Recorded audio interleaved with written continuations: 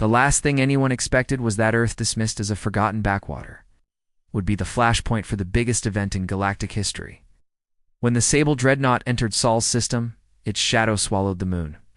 Every nation's alarms blared, but Earth's armies and governments could only watch as the monstrous alien warship deployed landing pods across 6 continents.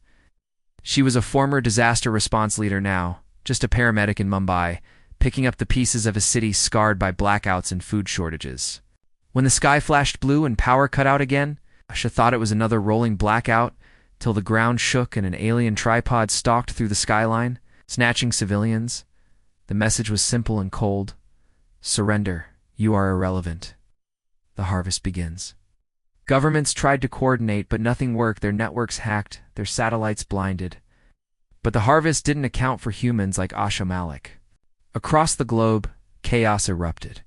New York's skyline split by plasma fire. Paris blanketed by EMP clouds. Cape Town's harbor boiling as war drones swarmed. It was on the dark streets of Mumbai that Asha found her moment. In Rio, gangs and police dropped grudges, forming barricades. And Sergeant Ortega, a retired Marine who commandeered an old armored bus, together they led a running fight through Mumbai's ruins, dodging both alien patrols and crumbling buildings. In Berlin, engineers rewired tram lines to trap patrols. Nairobi's hackers rerouted drones with homemade code. On the third night, Asher's group was ambushed. She learned the invaders had a prime node, a mobile command AI somewhere in the city, orchestrating the occupation. Cato's drone was fried mid-flight. Ortega took a glancing hit, but dragged a wounded teenager to safety. They hid in an abandoned hospital, patching wounds and trading what little hope they had left. Every city became a battlefield, not just for survival, but for defiance. She dragged survivors from rubble, ducked searchlights, and used every bit of her training. Ortega was nearly killed, covering the group's retreat. Cato lost a friend to shrapnel. For every victory, the cost was blood. She described the tripod's weak joints, how she'd sabotaged one with a power cable. Asha's plan relied on brute force and luck, but she knew they had one thing the enemy couldn't simulate: sacrifice. Asha patched into every pirate radio and called out, "We know how to hurt them now. Join us. Tonight Mumbai fights for all of Earth." Asha looked at her team, battered and exhausted. Cato hacked the elevators and set off a chain reaction in the power grid, frying the first line of defenses. Asha herself led a squad through the lower levels, rescuing trapped civilians and rallying more fighters. At every step, more people joined. Street kids, shopkeepers, off-duty cops, hackers, doctors. They fought as one, using signals and flashes of light, old radios, and coded graffiti. This planet is not as weak as we believed. Cato risked his life to save refugees from a collapsing bridge.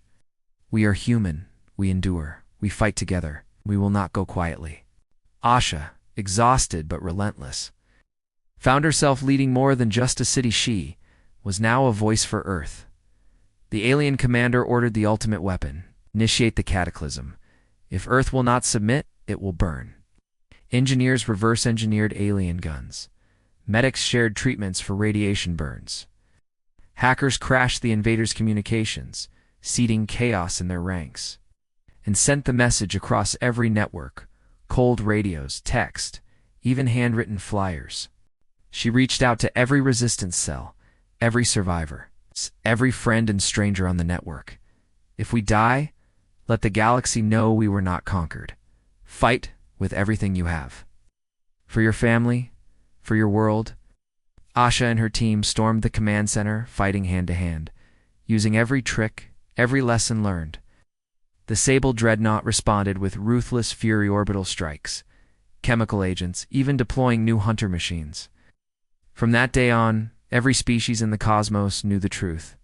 In a final gamble, Asha overloaded the alien core with a jury-rigged EMP, short-circuiting the device in a thunderous explosion.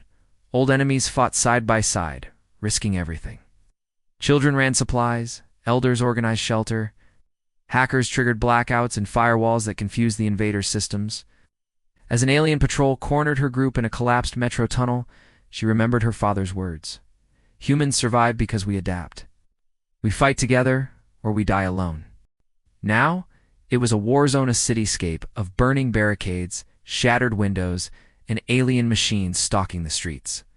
The alien commander, facing mutiny and defeat, withdrew from orbit, leaving Earth battered but unbroken. That night, Ash's call for help went viral. To anyone listening, the aliens can be hurt. Don't run, fight. Here's how. The aliens had planned for panic, for confusion, for a shattered species, but not for human stubbornness. By morning, Fight Back painted every wall in the city, and in a distant control room on the Sable Dreadnought, the alien commander watched the chaos below and for the first time in centuries, felt something close to doubt.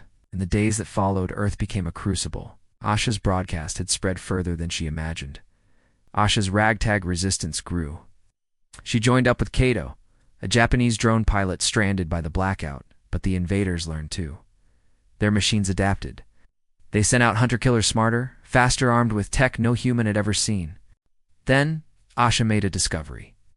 She cracked the comms of a downed alien scout, eavesdropping on their orders. If they could take it out, maybe, just maybe, they could blind the local enemy forces. As dawn broke, the team prepared for a suicidal mission. Far above, the alien commander ordered, "Accelerate the harvest. Break their spirit." But humanity's spirit had just begun to burn. Night in Mumbai was usually alive with color and noise. Asher's resistance moved like ghosts. Armed with stolen tech, makeshift EMPs, and iron determination, they closed in on the prime node's location, a corporate tower-turned alien citadel. But the aliens fought harder. Drones blanketed the sky, tripods marched with seismic thuds, and the air hummed with plasma bolts.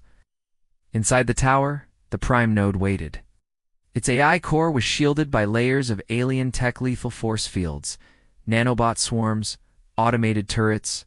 They stormed the building. Ortega led the assault, laying down suppressive fire.